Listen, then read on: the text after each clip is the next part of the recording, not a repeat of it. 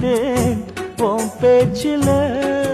நீ சொர்க்கமாத பார்த்ததுண்ட அந்த சுகந்தான் இருக்கு உன் நெஞ்சில.